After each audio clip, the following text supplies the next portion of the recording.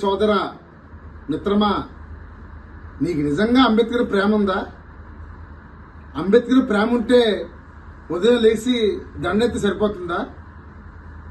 నీకు నిజంగా అంబేద్కర్ ప్రేమ ఉంటే, నువ్వు నిజంగా అంబేద్కర్ ప్రేమిస్తుంటే ఒక్కసారి ఈ భారతదేశంలో ఏం జరుగుతుందో చూడు. నీకు అంబేద్కర్ ఇచ్చిన నీ రాజ్యాంగం నీ దగ్గర లేదు, నీ రిజర్వేషన్ ఫలాలు నీకు లేవు, పరిశ్రమలు లేవు, కొత్త ఉద్యోగాలు లేవు, కొత్త విద్యా సంస్థలు లేవు, అంతా ప్రైవేటు పరం. అలాంటప్పుడు నీ రిజర్వేషన్లు ఏమున్నాయి? నీ రిజర్వేషన్లు ఎత్తివేయడానికే మోడీ ఆర్ఎస్ఎస్ కుట్ర ఏంటంటే ఈ దేశంలో ఉన్న ప్రభుత్వ రంగ సంస్థలన్నీ ఎత్తివేయడం, అసలు రాజ్యాంగాన్ని లేకుండా చేయడం, రాజ్యాంగ స్వరూపాన్ని మార్చివేయడం, ఫెడరల్ వ్యవస్థనే దెబ్బతీయడం, లౌకిక వ్యవస్థనే మార్చివేయడం. ఇది బీజేపీ అసలు లక్ష్యం మిత్రమా. ఇవన్నీ నీకు అక్కర్లొద్దు.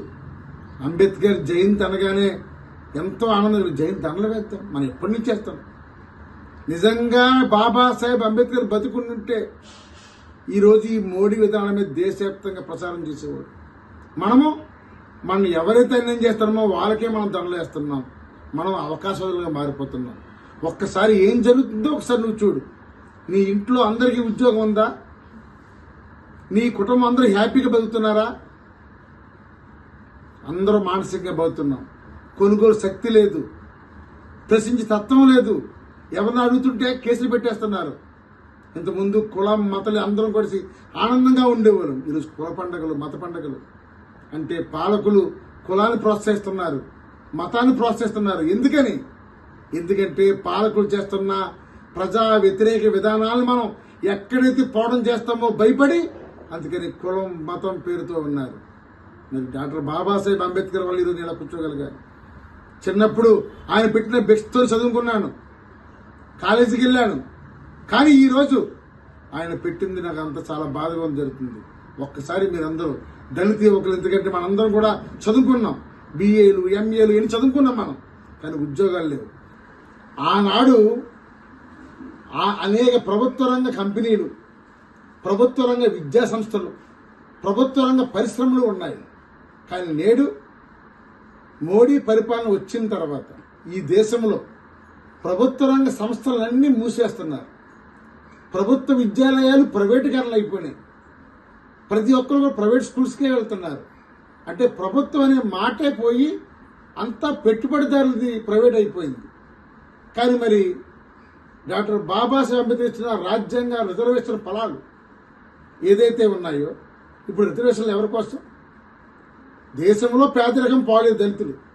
దళితుల్లో ఇక ఉన్న స్థితి రాలేదు. దళితులు చైతన్యం కలగలేదు. అదే పేదరికం మరింత పేదలు అవుతున్నారు.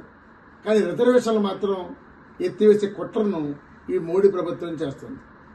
అందుకని నేరుగా రిజర్వేషన్లు ఎత్తివేయకుండా ప్రభుత్వ పరిశ్రమలను, ప్రభుత్వ విద్యా సంస్థలను, మొత్తానికి రాజ్యాంగ స్వరూపాన్నే ఈరోజు మోడీ ప్రభుత్వం మార్చిపోతుంది. దీన్ని యువత అందరూ కూడా ఆలోచించాలని నేను కోరుతున్నాను. ప్రధానంగా ఈ దేశంలో అసలు ఎస్సీలు ఎంతమంది ఉన్నారో, బీసీలు ఎంతమంది ఉన్నారో, అసలు ఏ కులతో తెలియని పరిస్థితి. దానికోసమే కదా కులగణన చేపట్టమని. కనీసం కులగణన కూడా చేపడితే ఒక మొత్తం వివరాలు వస్తాయి, స్టాటిక్స్. అది కూడా చేయనివ్వట్లేదు. అంతేకాకుండా అసలు ప్రమాదం ఏంటంటే భారత రాజ్యాంగాన్ని, ఇది ప్రపంచంలోనే అతిపెద్ద ప్రజాస్వామ్య దేశం భారతదేశం.